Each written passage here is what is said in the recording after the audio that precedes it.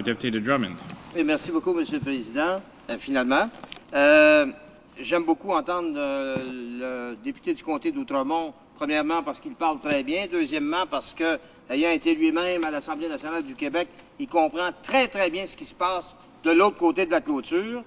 C'est peut-être pas automatique quand on a été ministre à Québec de comprendre ça, parce qu'on a des ministres de l'autre côté qui ont déjà été à l'Assemblée nationale du Québec, mais qui ont déjà oublié qu'ils ont été là et qui, à tous les jours, plutôt que de défendre le Québec, nous donnent l'impression, à nous, de vouloir garder plutôt le flag sur le hood de leur limousine, comme disait si bien Jean Chrétien à une certaine époque, le seul homme, bien sûr, qui parlait les deux langues officielles de son pays en même temps.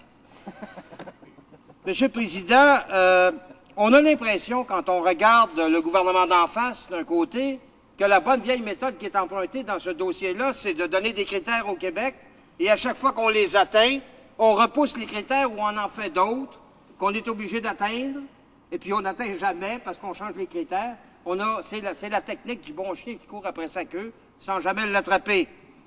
Bien sûr, c'est évident chez les conservateurs, mais ce qui me trouble beaucoup, et c'est là-dessus que j'aimerais poser une question à mon collègue d'Outremont, c'est que deux députés ici en Chambre, aujourd'hui du côté libéral, en disant des choses, par exemple, ma collègue ici à côté qui a dit « Il faudra que le Québec se prépare à faire des concessions », comme si on annonçait d'avance qu'on va mettre d'avant d'autres critères. J'aimerais que mon collègue se prononce là-dessus, s'il vous plaît.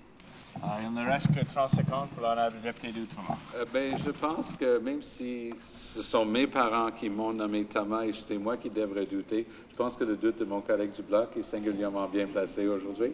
Et le passé étant garant de l'avenir, je crois qu'effectivement, les libéraux se préparent une voie pour ne pas vraiment appuyer ce qu'ils sont en train d'appuyer aujourd'hui. Ça serait tout à fait conforme à leur comportement du passé. De notre côté, toujours aussi conforme à notre comportement du passé. On va rester droit, Monsieur le Président.